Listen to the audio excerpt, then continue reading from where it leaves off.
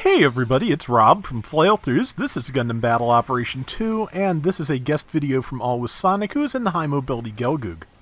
Titled it Gelgoog is Gelgood, and yeah, the high-mo is good. I need to spend more time with it, to be honest. Just the other Gelgoogs are similar enough in their speed that switching from one to another is not a problem for me. The high mobility is fast enough when it boosts that using it was throwing off a lot of my timing. But I've used enough different mobile suits since then, I think I could probably get used to it, so... Hi-Mo Gelgoog it's using the Hi-Mo Gelgoog rocket launcher, which is a one-handed giant bazooka, basically. And it's also got both the Gelgoog sub-weapons, the grenade, the MMP-80. I may have said that once already. This is like my second try to narrate this, so I don't remember if I said that on this pass or not. The brain is really good today. But, yeah, it's they also recently added maneuver armor to the high mobility Gelgoog to go with its forced injectors and all those things. So yeah, it's definitely got an edge over over other Gelgoog types at this cost. Because yeah, this is the level 1, which is 450. The early production goes up a good few costs as well, so it's the Gelgoog selection between like 400 and 500 is just superb. So let's see. Almost caught that Black Rider. Galbaldi stopped him. He then stopped the Galbaldi. So, and yeah, the Black Rider is out of legs and not really able to cope with that. I think it probably had already activated Themis. I think Themis is the one for Black Rider. Not 100% sure. But as you can see, there's multiple Black Riders, which is a weird thing. It missed its anchor, so Sonic was able to get a couple of good hits off on it. Good downswing, 3300, hit it in the legs, I believe, which, yeah, it doesn't hurt to attack the legs on these, because even if you break them, it can, yeah, do that. It can go to Themis, which at least gives you a little window of opportunity. Because, to be honest, if you're already like engaged in like close-up combat and trying to activate Hades or one of those, you have to be really careful about it or you're dead. I rarely pick a good opportunity to activate that, so I get it. And yeah, destroying the legs can actually just kind of open an opportunity for you, just because yeah, that moment of hesitation while they activate it can really be a problem for them. But let's see, the team, which includes Maelstrom and Nova Gundam, which I may have mentioned before, or that may have been the first pass. Oh, Brain, we are going to have so much fun tonight, you and I. But, yeah, has taken both the central points, which is usually a good place to be in. Looks like Sonic just got the pilot that ejected from that one mobile suit, so hopefully we'll not be recapturing any of those points. And, yeah. Oh. Somebody, I think Nova just, yeah, I believe Nova, yeah, Nova's in Blue Destiny Unit 2, so just fired his missiles coming in. Those missiles can be fired while boosting.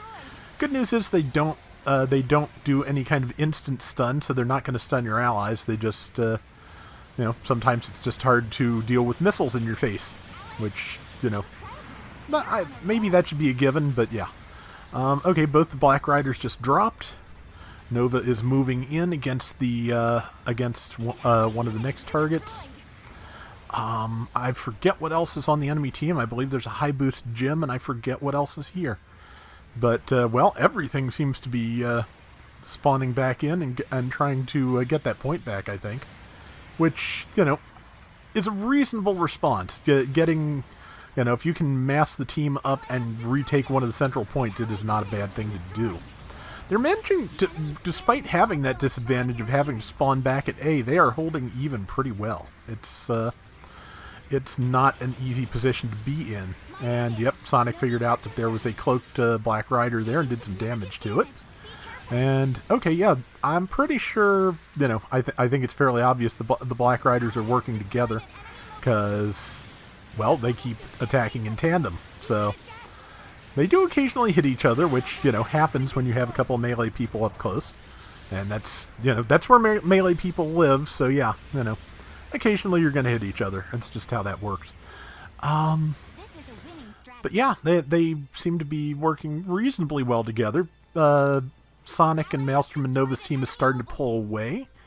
94-70, that's pretty good. And with 3 minutes left, if they can, if they can maintain that, they've got the round. But yeah, let's see. Yeah, good place for grenades. In the tournament last week, or the exhibition, I guess it is. I was so happy I actually landed a long distance grenade shot. That was really good. That stream is up on my channel. If you want to catch a version where you can hear our whole conversation instead of not just me, if you go over to Gundam Explained, you can see Adam's perspective on it and actually hear all our voices and know who I was talking to and what I was talking about. And yeah, it was a good time. And if they do it again and they invite me, I'll go. It was fun. So, and I will probably stream again at some point.